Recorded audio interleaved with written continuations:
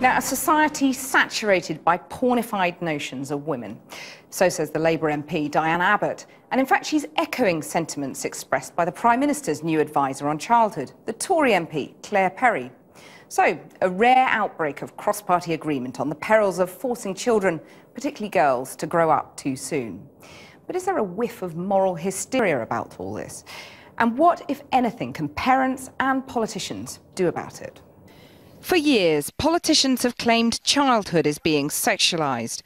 In fact, there have been no fewer than 5 government reviews into the subject in the last 5 years, under both Labour and the Tories. David Cameron first raised his concern about children being exposed to sexual imagery in opposition. So we've got to change the culture as well as the law. We've got to say to those television companies, think about the messages that you're putting out to our children. We've got to say to those retailers, think about the messages you send with the products that you sell.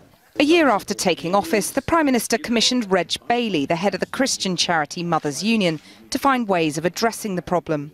His recommendations included putting lads' mags in brown sleeves, shifting inappropriate billboards away from schools,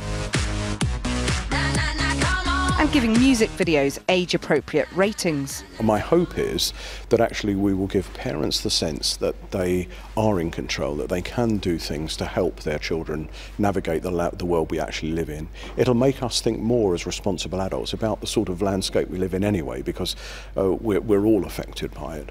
But the government hasn't acted on many of his proposals. The Prime Minister had got a commitment from the top 4 internet service providers that customers would be able to block adult content from their home computers. This deal was watered down at the end of last year, though, so parents will only be encouraged to switch on filters. Well, earlier I spoke to the Prime Minister's advisor on childhood, Claire Perry, from our Westminster studio, and to Labour's Shadow Public Health Minister, Diane Abbott, who's making a speech this evening on what she calls the pornification of British culture. Diane Abbott, you've come up with the problem here, but what's the answer? Well, there is a new problem with new technology and so on. And one important part of the answer is much better personal relationship and sex education in schools. How early, though, do you think?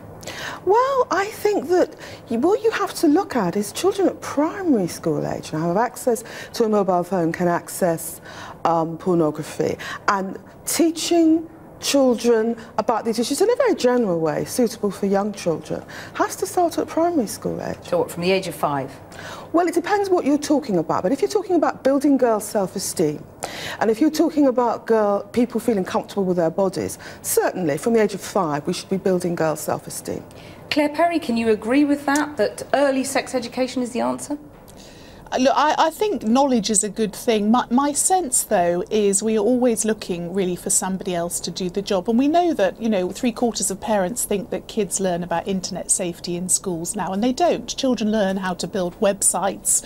They learn a little bit about not giving out your mobile phone. I think it is absolutely a partnership. You know, you've got government has a role to play, education absolutely, companies, internet service providers have got to be more responsible, but parents have also got to take responsibility, even though half of them think their kids know more about the internet than they do, and get involved in the conversation. I'll come back to parents in a minute, but if you accept that schools have got part of the responsibility, do you regret then that the Tories voted against compulsory sex education before the election? I think we're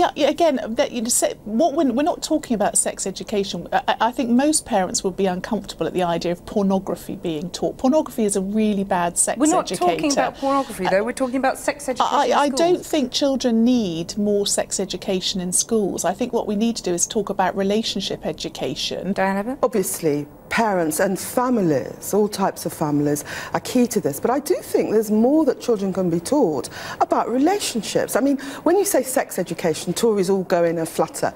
But it's about teaching them about but it's about teaching them about relationships. And you know, a lot of young people, even teenagers, don't understand that if you tweet a photograph, if you put the photograph on Facebook, it is there forever. So Claire Perry, you've suggested that parents should really snoop on their children's well, text? I'd say that's a slightly. I think that's one of those. You said they should look at their text. I think that's I said tantamount to snooping, and it's an abuse of trust, isn't it? Well, look, I think parents have the responsibility and in many ways the right to get involved in these communications. Kathy, you're younger than me, but when I was growing up, you know, if somebody was phoning the landline persistently or there were letters coming into the house, my parents felt they had a role in, you know, in monitoring that. Why is it when we are paying for our kids' mobile phone access, paying for their internet connections, we feel that we can't get involved? And it's very nuanced. I mean, clearly there is an age at which, whether it's 16, kids have the legal responsibilities and rights to do a lot of things, it becomes inappropriate. But damn straight, I think I should be my children's friend on Facebook when they're, you know, in 13 or 14 years old. And millions of parents feel the same. Your son's friend on Facebook? No, I think it's something strange about parents stalking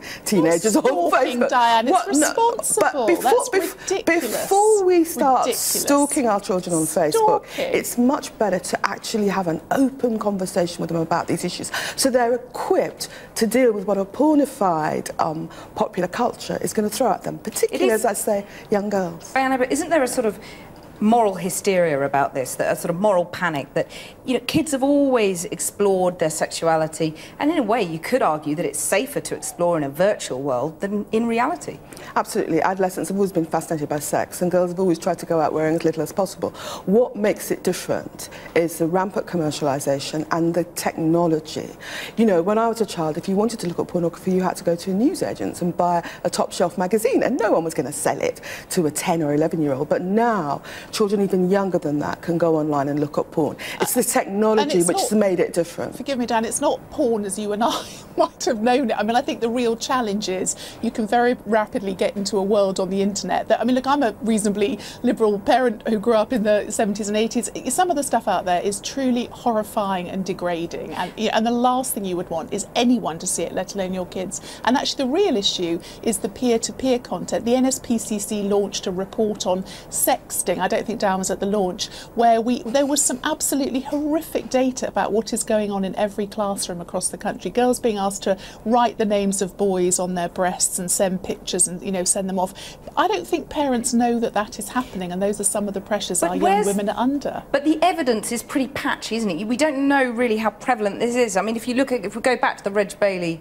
report that the Prime Minister commissioned, it actually, in the recommendations for that report, one of them was focused on billboards and removing sexual imagery from billboards near school and so on. But only 40%, so a minority of parents had actually seen those billboards with sexualised imagery and were bothered by it. Well, Kathy, you know, my parliamentary inquiry, which took a lot of evidence and was supported by 60 MPs, actually to the contrary, the evidence is that only 4 out of 10 families have, you know, family-friendly filters on their home internet connections.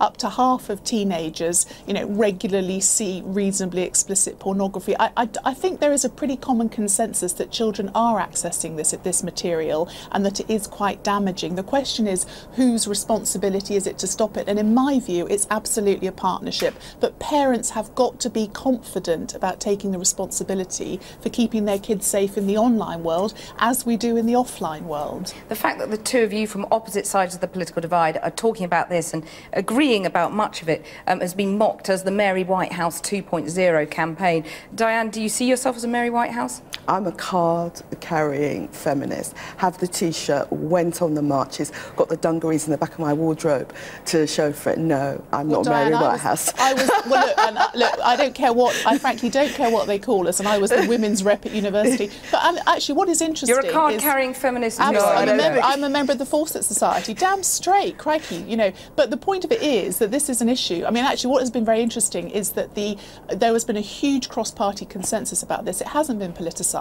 It's been led by women, and funnily enough, the internet service company that's done the most to protect its children is the only one run by a woman. I think this is what happens when you get women into positions of responsibility. We take these things a little more seriously. In a word, you're happy to be the Mary Whitehouse of the Tory party? I don't care. Look, I swear far too much to be Mary Whitehouse. I'm fine with whatever they want to call me as long as we keep our children safe.